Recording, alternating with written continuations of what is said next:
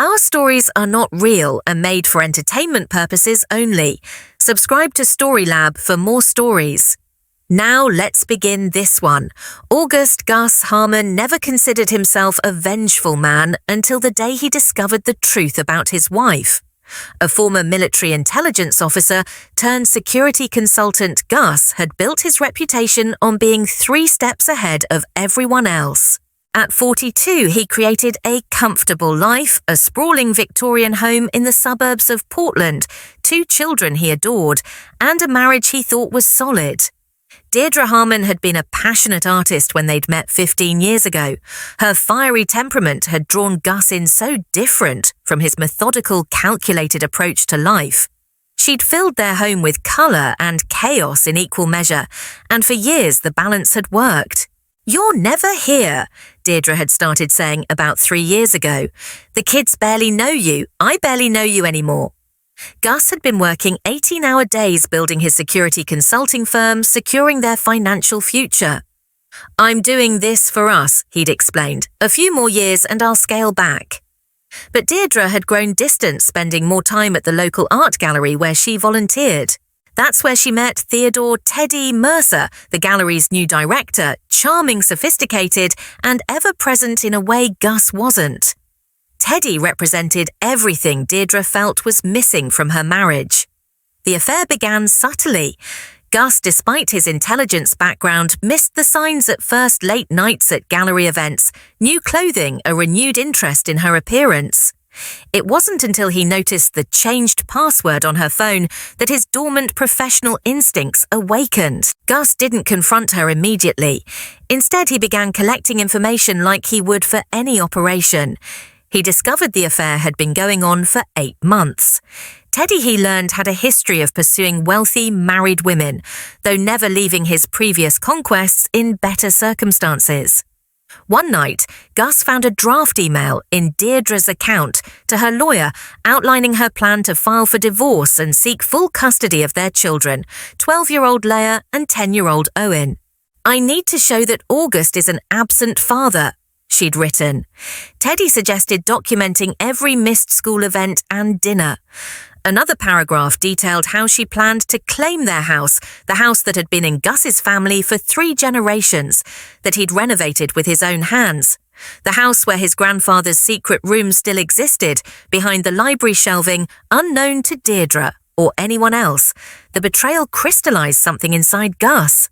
The calm, rational man receded, and in his place emerged someone calculating in an entirely different way. When Deirdre finally served him with divorce papers, Gus did something that surprised her. He agreed to move out temporarily for the sake of the children. He took a small apartment downtown and appeared to throw himself into work, missing several court dates, which his lawyer attended on his behalf. "He's not even fighting for the house," Deirdre told Teddy on a call Gus monitored through the security system he'd installed years ago. A system whose advanced features Deirdre had never bothered to understand, or for the kids. It's like he doesn't care. What Deirdre didn't know was that Gus was building something far more valuable than a legal case. He was building a trap that would spring only when all the pieces were perfectly aligned. During this time, Gus cultivated a friendship with Judge Martha Winslow, who was assigned to their divorce case not through bribery or blackmail, but through a connection he discovered they shared. Her son had been killed in Afghanistan in the same operation where Gus had earned his Silver Star. Gus visited the grave regularly and one day found the judge there. Their conversations never explicitly mentioned the divorce case, but a bond formed over shared grief and respect. Meanwhile, Gus leveraged his military contacts to investigate Teddy. The gallery director had left a trail of destruction in 3 different cities, changing his name slightly each time. He wasn't just a homewrecker, he was a sophisticated con artist who targeted wealthy women, isolated them from their families, then vanished with their assets. As the divorce proceeded, Gus appeared to stumble. His attorney seemed incompetent, missing filing deadlines and making weak arguments. The judge, despite her personal connection to Gus, had to rule based on the evidence presented, and that evidence painted Gus as uninterested in fighting for his family home or even shared custody. The day the final divorce decree was signed, awarding Deirdre the house and primary custody with Gus, receiving limited visitation rights and hefty alimony and child support obligations, Deirdre was ecstatic. Teddy had moved in weeks earlier, his own lease conveniently ending just as Gus moved out. "We did it," Deirdre whispered to Teddy as they left the courthouse. "He never saw it coming." But Gus had seen everything, and now the first phase of his plan was complete. 3 weeks after the divorce was finalized, Deirdre decided to throw a party, not just any celebration, but an elaborate housewarming event to showcase her victory. She invited their entire social circle friends who had once been mutual neighbours' parents from the children's school, and even a few of Gus's business associates, who she thought might be useful connections for Teddy's gallery ambitions. Gus received an invitation to a final twist to the knife. The handwritten note read, "Come see what you've lost. The kids miss you even if I don't." The night of the party arrived, the Victorian home illuminated and filled with music. Guests mingled in the garden and throughout the first floor. Teddy played the perfect host, charming everyone with stories of his gallery plans and his devotion to Deirdre's artistic talent. At precisely 8:30 p.m, Gus appeared at the front door in an impeccable suit, a small gift bag in hand. Deirdre spotted him from across the room, her smile faltering momentarily before she composed herself and approached. "I'm surprised you came," she said loud enough for nearby guests to hear. "You invited me," Gus replied simply. That's when a sheriff's deputy appeared behind Gus, holding an envelope. "Deirdre Harmon?" the deputy asked. When she nodded, he handed her the envelope. "You've been served with a no trespassing order for this property, effective immediately." Deirdre laughed nervously. "There must be some mistake. This is my house. The court awarded it to me." "Not according to these documents," the deputy said. "The owner of record is requesting that you and all guests vacate immediately." "But I am the owner," Deirdre exclaimed, her voice rising as guests began to stare. The deputy looked at Gus. "Sir, as the holder of the order, would you like me to enforce this now?" "Just delivering it tonight is sufficient," Gus said calmly. "We can give everyone until morning." Deirdre ripped open the envelope, scanning the documents inside, her face drained of colour. "This is impossible," she whispered. Then her anger flared. "You're bluffing! This is some kind of sick trick! Enjoy being homeless!" She suddenly cackled loud enough for everyone to hear. "You lost everything, Gus. The house, the kids, your dignity. What exactly do you think you're doing?" Gus smiled faintly and made one call. He simply said, "Now," and hung up. Within minutes, another vehicle pulled up outside. This time it was the family lawyer, not Gus's incompetent divorce attorney, but his family's longtime counsel, Abigail Woodward. She carried a thick folder of documents. "The judge signed everything this afternoon," Abigail announced, handing copies to both Deirdre and Teddy. "The property was never part of the marital assets. August's grandfather placed it in an irrevocable trust with very specific conditions. The trust was temporarily suspended during the marriage, but automatically reactivated upon divorce." "That's absurd. The judge gave me the house." Deirdre screamed, the party now completely silent as guests watched the drama unfold. "Judge Winslow was operating with incomplete information," Abigail explained calmly. "These trust documents were sealed until today. The property reverts to the Harmon family trust with August as the sole trustee." The sheriff stepped forward again. "Ma'am, you have until noon tomorrow to remove your personal belongings. After that, anything remaining will be considered abandoned property." As reality sank in, Teddy pulled Deirdre aside, whispering urgently. Guests began making awkward excuses to leave. The children who had been upstairs appeared on the staircase, confused by the commotion. Leah, the 12-year-old, ran to her father. "Dad, what's happening? Mum said you gave us up."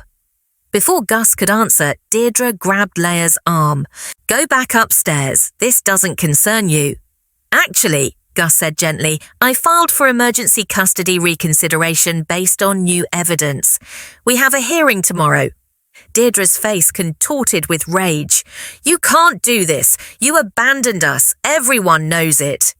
I never abandoned anyone, Gus replied, his voice remaining steady. I've attended every school event, every doctor's appointment, and every parent-teacher conference for the past year. I have signed affidavits from their teachers, coaches, and doctors confirming my presence and involvement. As the party disintegrated into chaos, Teddy pulled Deirdre towards the kitchen for a private conversation. Gus's hidden microphones picked up every word. We need to leave tonight, Teddy urged. Pack what we can and go, my brother's cabin. What about the kids? Deirdre asked. Leave them with him for now. Once we're settled, we'll fight for custody again. Later that evening, as Gus sat in his car watching the house, the sheriff arrived with the custody order. Inside, Deirdre and Teddy were frantically packing suitcases and artwork. Gus's phone rang. It was Teddy. Please stop everything for the sake of your kids, Teddy pleaded, his voice panicked, and we can work something out. The children need stability. You should have thought about stability before you moved into my house and tried to steal my children, Gus replied. But I was just getting started. What do you want? Teddy asked, desperation evident in his voice. I want you gone by morning, Gus said. And if you ever contact Deirdre or my children again, what happens next will make tonight seem like a kindness. As he ended the call, Gus knew this was just the beginning of his plan. The house and the custody battle were merely the opening moves in a much larger game. Dawn broke over the Victorian house as Deirdre and Teddy finished loading their hastily packed belongings into Teddy's Range Rover. The children, confused and upset, watched from the porch with Gus. You're making a terrible mistake, Deirdre hissed at Gus. I'm going to fight this. I welcome it, Gus replied calmly. As they drove away, Teddy tried to reassure Deirdre. My attorney will tear apart this trust nonsense. We'll be back within a week. But when they arrived at Teddy's brother's cabin, there was no solace waiting. Instead, they found the local sheriff posting an eviction notice. Theodore Mercer, the sheriff asked. I have a warrant for your arrest for fraud and grand larceny in connection with art sales at the Westlake Gallery. Teddy paled. There must be some mistake. No mistake, the sheriff replied. Complaints were filed by multiple victims this morning, including evidence of forged provenance documents for several paintings sold through your gallery. As Teddy was handcuffed and placed in the sheriff's vehicle, he looked at Deirdre with genuine confusion. I don't understand. This isn't... But Deirdre wasn't listening. She was staring at her phone where notifications were flooding in. The gallery board had terminated her position. Their joint bank account had been frozen, and worst of all, photos had emerged on social media, photos of her and Teddy from before she'd filed for divorce, intimate images taken inside hotel rooms and the gallery office. This is Gus, she whispered. He's destroying everything. Meanwhile, Gus was settling back into the family home with the children. He'd hired a child psychologist to help them process the upheaval and worked remotely to spend more time with them. The secret room behind the library shelving had been converted into his command center, where he monitored the unfolding consequences of his carefully laid plans. Over the following weeks, Deirdre discovered the extent of Gus's strategy. The gallery board had received anonymous tips about irregularities in Teddy's sales records, not fabricated evidence, but actual discrepancies Gus had uncovered through meticulous investigation. The social media photos had been captured by private investigators Gus had hired months ago. Their release timed perfectly to undermine any sympathy Deirdre might receive. Most devastating was a revelation that Teddy had been planning to leave Deirdre all along. Gus arranged for Deirdre to receive copies of emails between Teddy and his next target, a wealthy widow in Seattle dating back to before the divorce was finalized. With Teddy in jail awaiting trial and her reputation in tatters, Deirdre finally called Gus.